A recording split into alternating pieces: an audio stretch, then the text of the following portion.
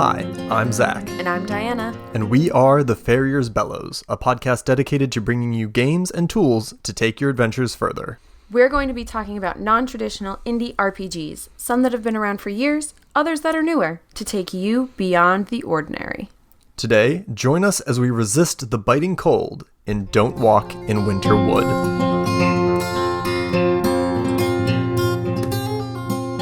Our first segment is The Call to Adventure. Don't Walk in Winter Wood is a game by Clint Krauss. It was first published in 2004 and was published again in 2011. It's a game from Red Moon Medicine Show. For our game, we played with the 2011 edition.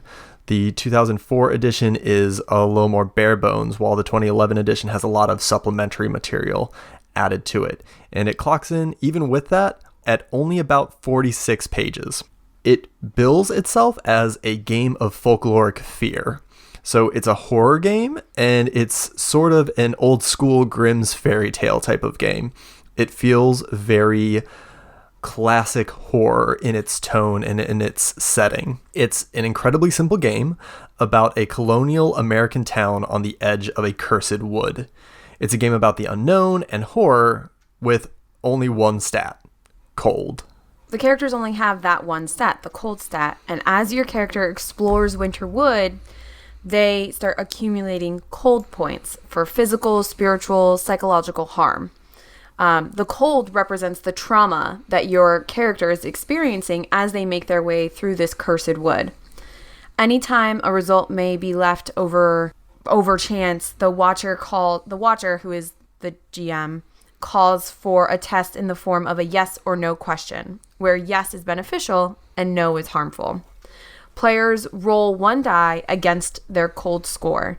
So a higher roll than your cold score is a yes, equal to or lower than is no. And so this game gets harder and harder as you go further and further into the woods. Mm-hmm. And that's the entirety of the game. Mm-hmm. That's it. To the point that I actually feel a little bit weird saying it. Like, I feel like we just gave you all the rules to the game. Yep, there you go. You are now free to play. Please PayPal Clint Krauss. It's a very basic game. It's very simple. So let's talk about some things that we liked about it. Yeah, absolutely. About our game of it. One thing I really liked is how bare bones the game is. The actual rules for play are only 3 pages long. And I believe the GM's guide is another 3 pages. Mm-hmm. So there's 3 pages of just how to play the game, 3 pages of how to GM the game, and then a lot of supplementary material. Right. Some historical material about how, like, what the setting would have been like, and some example stories of the sorts of legends around Winter Woods. Right. It's so basic and so easy to play anywhere that I just really like that about it. I also enjoy the simplicity of the game. I have 2 favorite things that I really liked about the mechanical aspects of this game. Is I really liked the cold points and the way that you get cold points, because it just edges you closer and closer to that death spiral. So it's harder and harder for you to keep your sanity as you're going through this adventure, and you are just death spiraling harder and harder and harder with every roll, and I love that. I thought that was really cool. But I think my favorite thing about this is that there is no character sheets. There are none. You just use a little index card.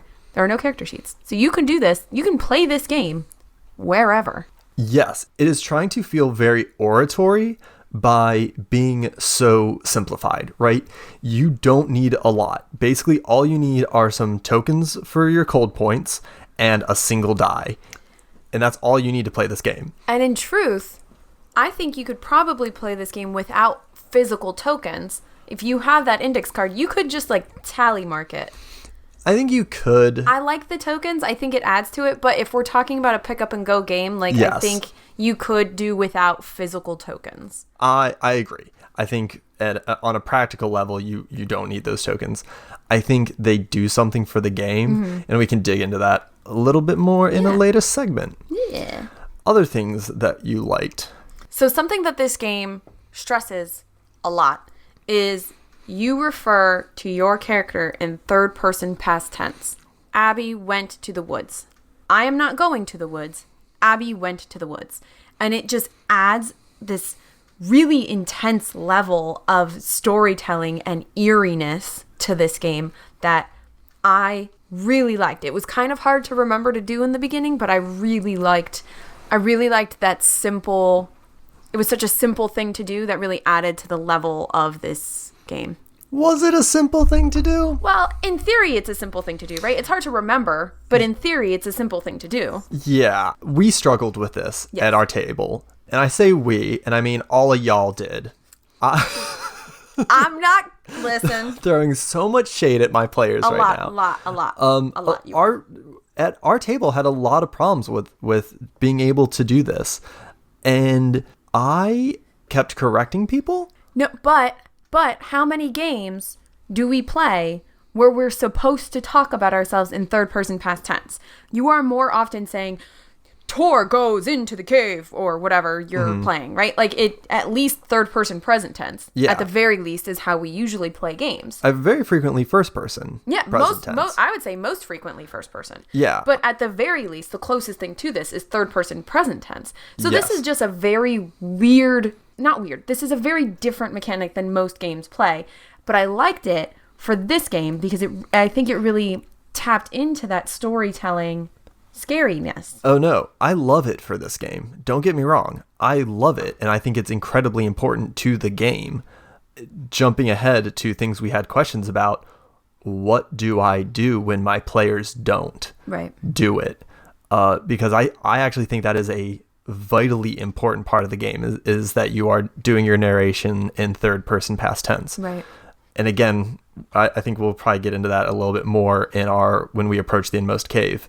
But a question that I had about this game is, what do I do when people are having difficulty buying into that? Right. Because for a lot of it, I was like correcting them and being like, hey, rephrase that. Like, let's stick to the ritual of this game. And that kind of broke up the tone, probably worse than if I had just let them do it.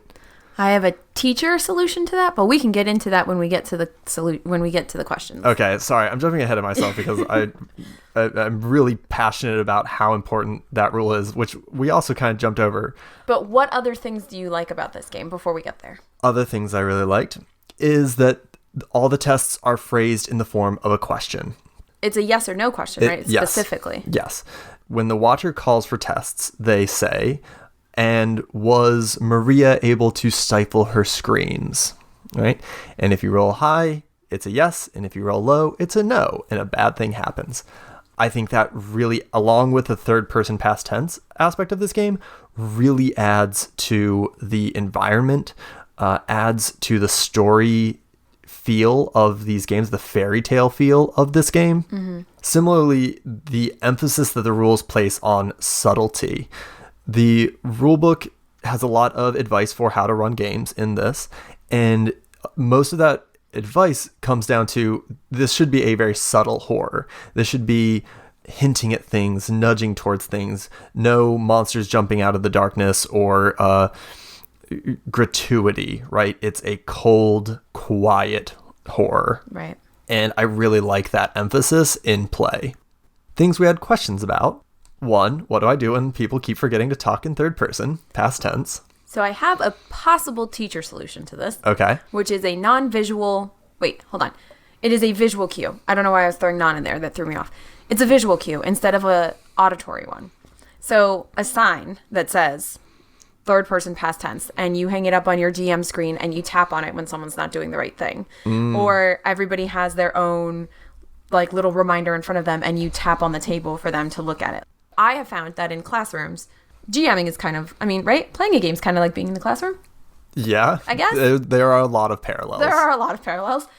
You don't want to break up the flow. Essentially, you don't want to break up the flow. And so when this is an auditory story, there's not a lot of like crunch to this game. It's like you are telling a story and then there's very minimal crunch. If you take out the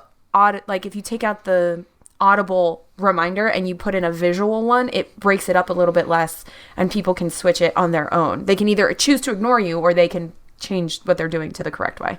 I don't know if that's a good solution though for everybody, but no, I think that definitely would have helped. Our problem is that most games have in them that you can refer to your characters and their actions however you want. Right. First person, third person, Right. present tense, past tense. It usually doesn't have an effect on the game. But for this game, it is so important to the feel. Right. And since we weren't used to that, a lot of our players at the table kept forgetting it. And that's fine. But we set off the tone and we set off the pace by trying to keep correcting it. Yeah. And I think just a very subtle thing like that would be very helpful. Yeah. My other question is, do we really need 46 pages in this rulebook? Right. The first 25 pages are world building and stories, which do a really good job of offering hooks, but I found most of those hooks pretty unnecessary to my understanding of the game. Once I knew the ritual of the game and once I knew the tone of the game, I already had plenty to go off of. I already had more than enough. So reading through all these stories, I was like, okay, yeah, there is a lot here. And a lot of them are very good, but I just wonder if I'm at a point in my gaming now where I feel like I need those sorts of resources. Like I recently opened up like the new World of Darkness core book and discovered that the first like 60 pages are all fiction. And I was like, why? Why would you do this to me? I just need the rules. But I know that if I were to pick up World of Darkness, I would need them. Maybe That's fair. I wouldn't need all 60. I might not need all 60, but I feel like I would want that support. But do you think it would be better as like a companion guide? Honestly, maybe. I would rather probably pay $6 for the core rules and then another $6 for a collection of stories on everything going on around Winterwood. Right. To if I felt that I needed that. Yeah. You know what I mean? Yeah. So just to be clear, this game is available on DriveThruRPG for right now. It is $5 on PDF on DriveThruRPG, which I think is a steal. And I'm not going to look a gift horse in the mouth being like, I don't need this extra content. Although I guess that's exactly what I'm doing. My question is, how much does this add? Right. And is it something that is necessary? And I don't know. Maybe that's not a valid question. Because especially a lot of people, I know you're always saying, I wish I had more examples. And I think that's a valid need. And I think this game definitely meets that. But I would say for a game like this, and that might be because of my interest in fairy tales and folklore, I don't know that I would need 25 pages of world building and stories. Maybe just the amount of it. Like why that amount? Why that intense?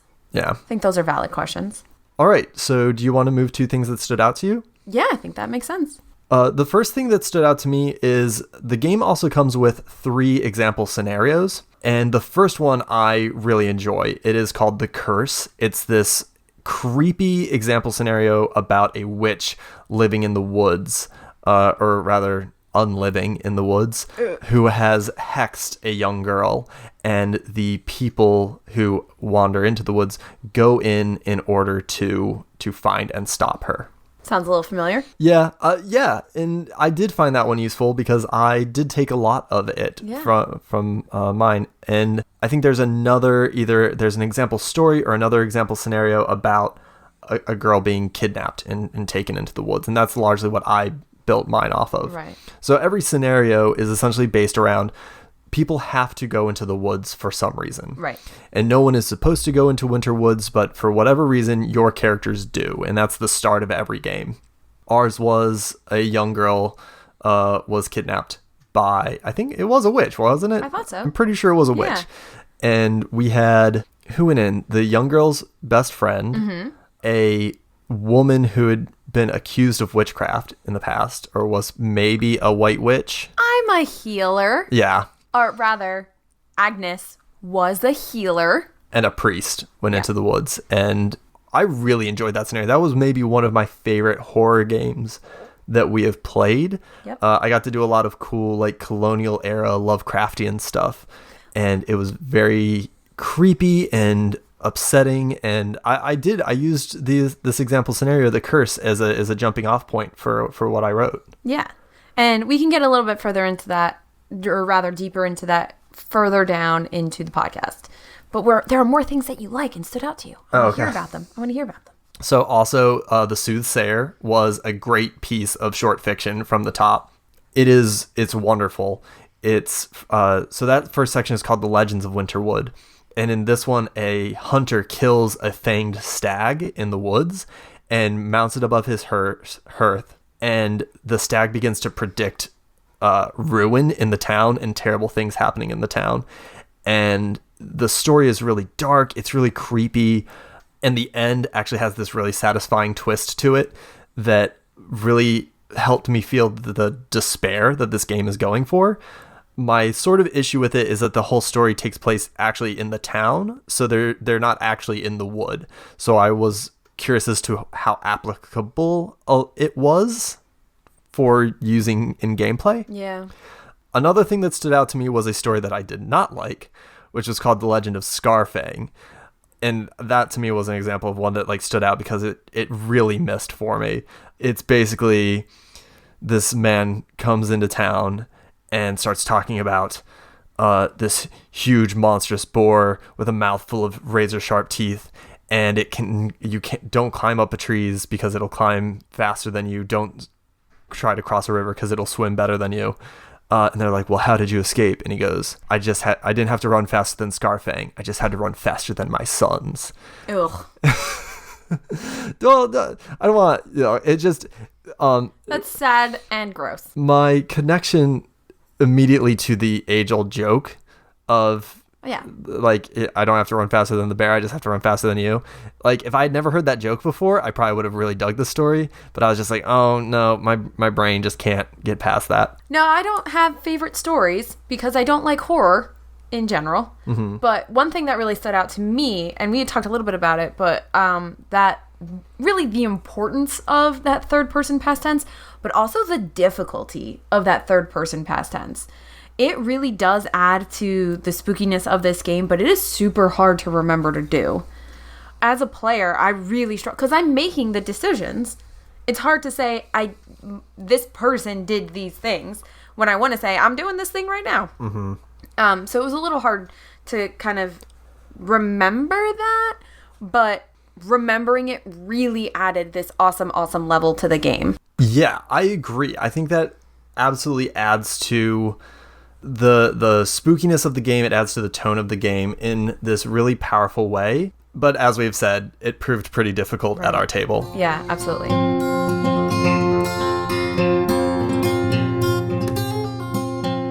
And now we approach the Inmost Cave. So the issue that I wanted to talk about with this game was how it sets an established and evocative tone. Mm-hmm. To me, tone is so important when you sit down at the table, and having everybody on the same level when it comes to tone is so important. And we've talked before about making comparisons with RPGs to other mediums.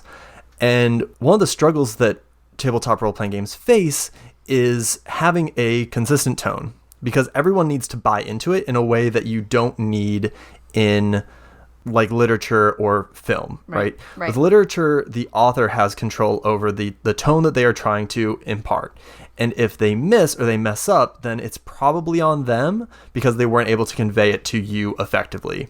Same thing with film. With tabletop RPGs or any improvisational collaborative storytelling, everyone needs to buy into it and be working towards it the same way. Right. And there's a lot that can go wrong there. If your pacing is off, if you try to elicit an emotion that elicits something else in another person, you're this constant balancing act of essentially telepathy, right? You're trying to put images in someone else's brain, and there's so much that can go wrong along that route that it can really depend on the person, and it can be really difficult. So different games try to establish tones in different ways. Mm-hmm. And some care more about having an established tone than others. PBTA games, for example, usually don't have an established tone that they push on players, but what they do establish is usually through moves and playbooks, right? So Apocalypse World, I feel, does this really well. I wholeheartedly agree with you. Things like the sex moves, mm-hmm. things like the way that the moves try to point you towards certain actions, the language and evocative verbiage of your moves are all painting this tone of kind of dire need. A lot of fantasy RPGs, I feel, especially trad games, don't do this so much, right? Because you just have a lot of skills and you're dealing with those skills, and you could be really serious with that system or you could be really goofy with that system. Right. Other games try to get to tone through extensive lore books and supplementary materials, right? You're trying to set the world. You're trying to present the issues in the tone the same way that a fiction book does. Mm-hmm. It's not the actual mechanics of the game. It is everything surrounding it that's trying to set or enforce a tone. I found that doesn't usually work so well with me, for me, rather. Yeah. I also find tone really, really important and really difficult. And I know I've said that already, but I feel like I'm maybe a little bit of a stickler for tone. I would agree with you in the kindest of ways. In the kindest of ways, I would agree that not necessarily that you're a stickler for tone, but that you might hold tone to a higher degree than most of the people at the table. Yes, I would agree with that. Yeah. And one of my things is that I don't really like comedy games. Nope. At least unless we are explicitly playing a comedy game. Like if I sit down to play Inspectors, then I am cool getting really goofy. If I sit down and play Apocalypse World, then I want to play a serious game where I'm exploring my character's wants and needs. Yes. Most of the time, unless we sit down and we say, okay, let's just go gonzo with this. And I think a really good example of struggling with this is at cons. Mm-hmm. And I know for a fact that even though you have teased me about how much of a stickler I am for tone, that you have felt this sort of disparate tone in con games as well. Absolutely. No, absolutely. When you were talking about that, like that telepathy that you're trying to reach with your players and with the other players at the table and kind of all of us. And if any of you have ever played at a con, you know this. There's usually one person at the table who's decided that they are going to play one type of game and it does not match up with the type of game that the rest of us at the table are trying to play. Mm-hmm. And that disparity in tone, it shifts not only the tone of the game that you're playing, right? It shifts your enjoyment of the game. It shifts the outcome of the game. It shifts my mood for the rest of the day. Like, I'm thrown off and I just can't get myself back on kilter. Like, tone is really, really important. I just think you might care about it just a teensy bit more than everybody else. I do, and I'm trying to become more flexible with that, especially at con games.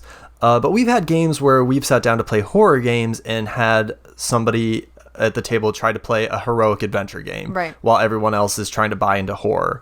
We've had con games where everybody's trying to buy into an emotional struggle against systems of power, and have one player at the table just really want to play up slapstick, right? And it makes it more difficult to engage with the themes that you or other people at the table are trying to engage with, and it's not really something that you can really compromise on. Yeah. Right? It's like bad CGI.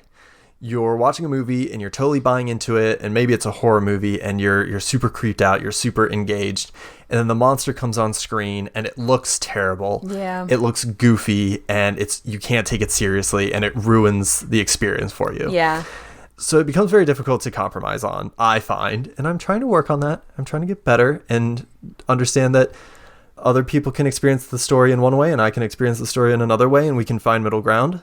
But what I really like about Don't Walk in Winter Wood is that it works very hard, despite its very few mechanics, to force everyone to buy into the tone in the same way. Yeah, I don't even know that I could play this slapstick or silly or not serious at all. I really don't think I could. I don't think you could. Not playing by the rules. Right. I don't think you could. Right. And it does this through heavy ritualization of not only the mechanics, but the theme and the actions that you, the player, like the meta actions that you are doing. Right.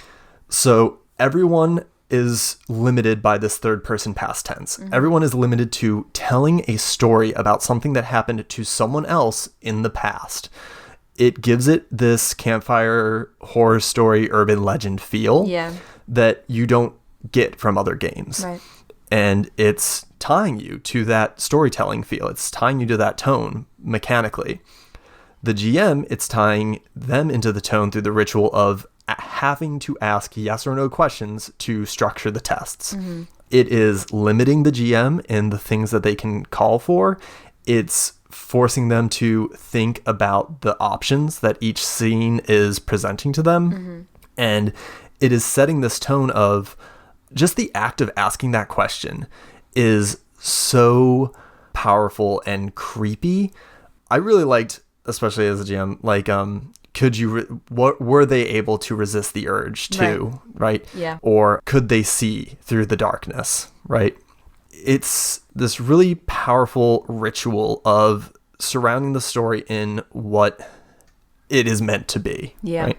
And that's another reason I really like the cold tokens, because there's something to, especially we were playing with these blue translucent glass beads, and there was something to picking up those cold glass beads and adding to them to your pile that felt so dark. It surrounded you in cold in that moment, right? Like, you've got that cold sensation, you've got the visual of the blue, and you know you're going to fail your next roll because now you've got 7 cold dice and 7 cold points, and there's no way you can do better than that. And what do? Your character actually dies once they get 6.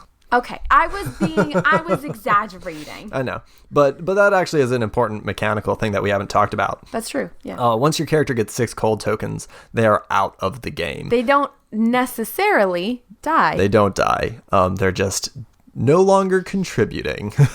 That is a very kind way of saying it. So that ritual in the game is this very powerful method of making sure that everyone is buying into the tone and that everyone is on the same page. Right. I will say, as we have said many times so far, is that ritual can become a hindrance when it breaks up the flow. Yeah. When you are forgetting it, or it becomes a matter of, hey, don't forget you have to do this. Mm-hmm. It could potentially hurt more than it helps. I think that gets better with practice and with familiarity with a game and with its system and with its rituals.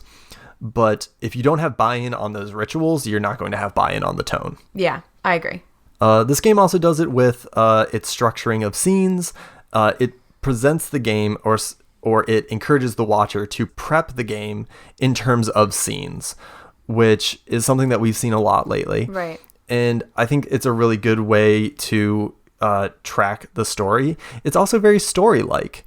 You're kind of thinking it in a scene-by-scene structure where you know where the players are going to go in the woods, how they're going to progress as they make their way. Right. Which I think is another good way of keeping in mind what kind of tone this is going for and limiting the players in a specific way to make sure that everyone together is following this tone.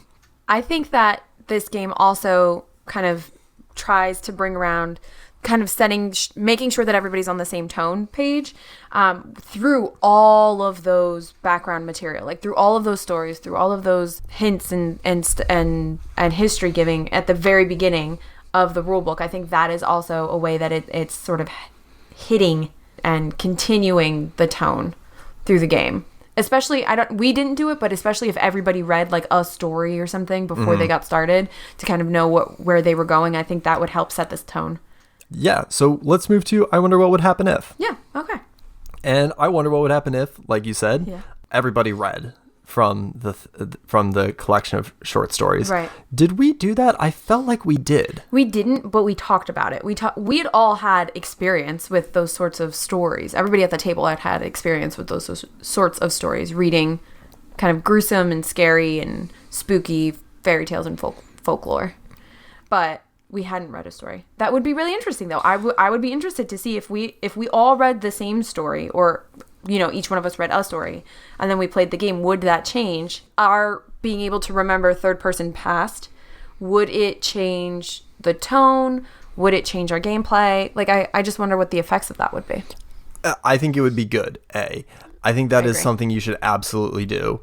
I really thought we did, but I can't think of which story I would have read if I had read one. I don't think we did. I'm immediately thinking of Bluebeard's Bride, in the game we played of Bluebeard's Bride, in which our GM read to us the story of Bluebeard's Bride, and how much having that background information going in helps us understand what was the tropes of the story, the ideas of the story, and the tone of the story. Right.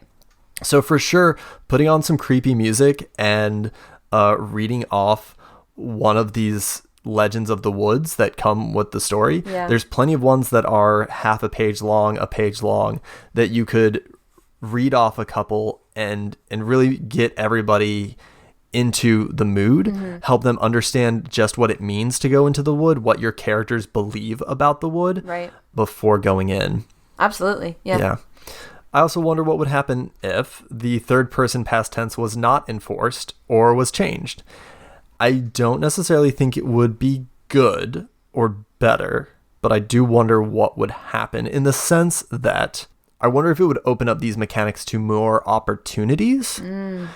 Because this game is so specifically designed around this tone and this setting, and because that third person past tense is such a direct connection to that storytelling feel, like, could we play a sci-fi game using these mechanics?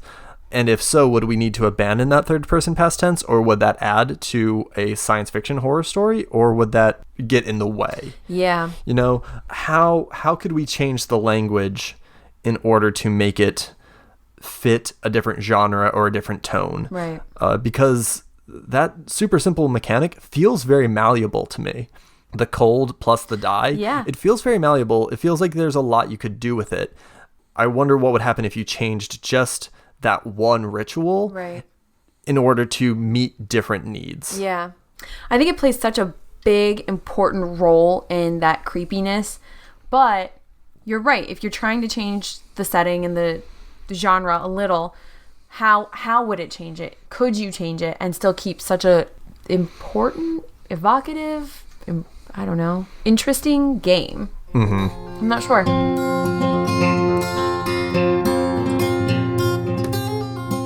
Our next section is Return with the Elixir. These are other books, movies, games, or music that would inspire or also explore these ideas in a similar or different way. I have one thing, and it has a question mark next to it. This is a weird choice, and I am for sure going to ask you to explain it. That's totally fine. I wrote Black Swan? Question mark?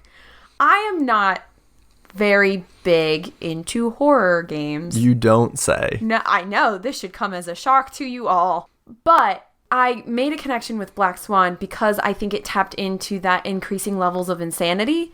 So the cold points, you could go insane or you could die. And I tapped into Black Swan because it was very, like, it's very scenic, right? Like, she's got these scenes, and then later you're not sure, spoiler alert, later you're not sure if they actually happened or they didn't actually happen, right?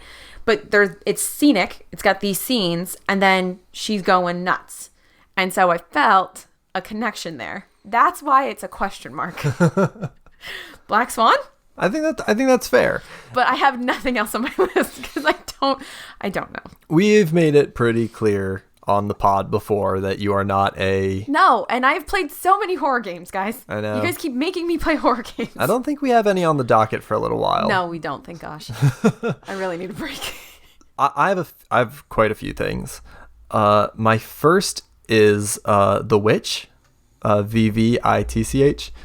Although I think on Netflix you still search it with WITCH. That is a horror movie of colonial America, Puritan America, and it fits into this tone extremely well.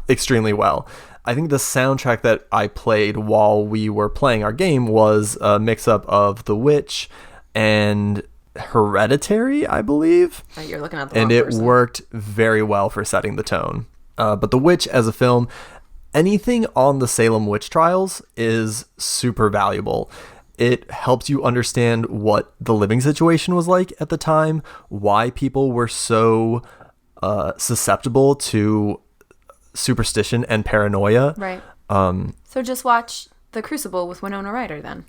Having not seen it, so good. I would recommend maybe some nonfiction texts on the Salem witch trials. Just watch The Crucible with Winona Ryder. It's the same thing.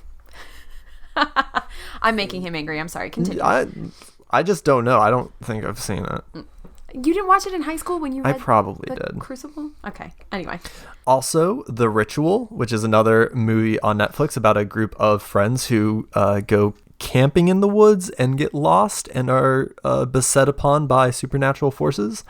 And the works of Angela Carter, who wrote horror fairy tales, horror feminist dark fairy tale reimaginings. The best collection for that is The Bloody Chamber and Other Stories. The Bloody Chamber being a version of Bluebeard's Bride, which is amazing and excellent, but also has several takes on Little Red Riding Hood that I think would be very applicable to this game. Another game that this actually reminds me of quite a bit that I am ashamed to admit I have not played yet is the game Trophy out of the Gauntlet's Codex Dark 2. Trophy is a game about a group of treasure hunters that go into the woods and are slowly torn apart by their own greed, paranoia, and the malicious force of the wood itself. It's sort of based on Cthulhu Dark, and I've read the rules and kind of seen how it's set up. And basically, as you're going deeper and deeper into the woods, you're beset upon by more explicit forms of terror and horror, and some of that being very internal, some of it being external. And it feels very much the same sort of idea that Don't Walk in Winter Wood is going for. Mm-hmm. Maybe a little bit less like of that creepy, encompassing cold and more of that very like passionate horror, I kind of feel like. Yeah. Trophy and Don't Walk in Winter Wood definitely have a lot of similarities in terms of tone and genre that I'm very excited to get to Trophy. Although I won't make you play that for a little while. Thank you. Find some other people to read it with me. Thank you for my... I'm getting cold points from all of these horror games that we're playing. Like, I need to break. I'm going to hit 6 soon. And what is a story that you would like to tell with this game? So it's not specifically a story, it's more of a location, but I think that this would be a really fun game around a campfire. And that's how the author wanted us to play this game, which is why I pointed out earlier that you don't necessarily need physical tokens for the cold points. You can just kind of do a tally on your index card. That's the word I was looking for.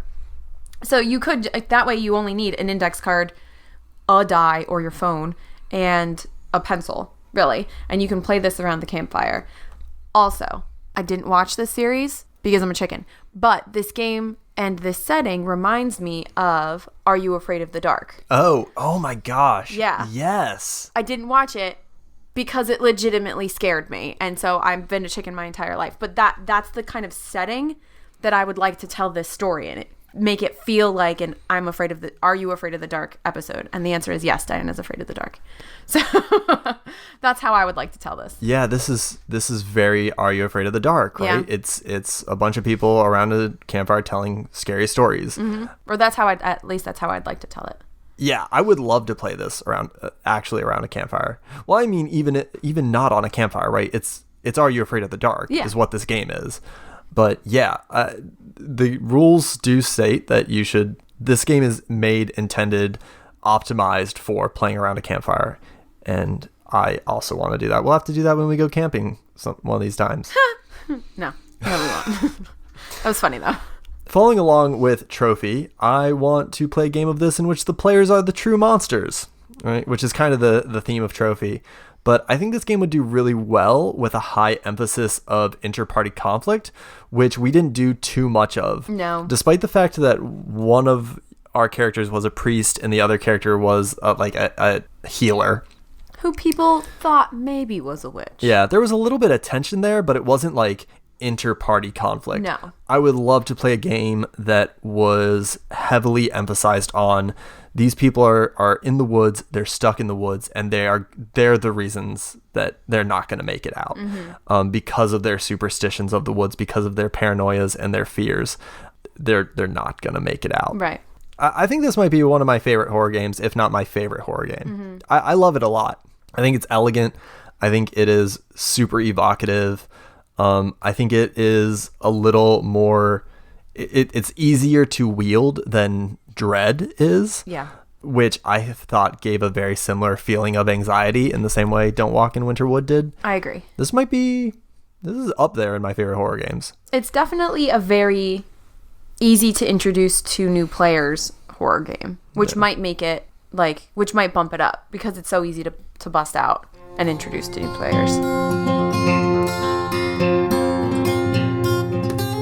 The Farrier's Bellows is a production of The Gauntlet.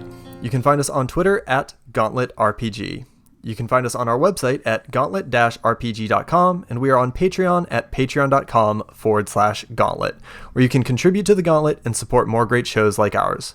You should also check out the new Gauntlet forums. These are free to everyone and are an excellent source of conversation, of thought, of discussion on all sorts of tabletop RPG content.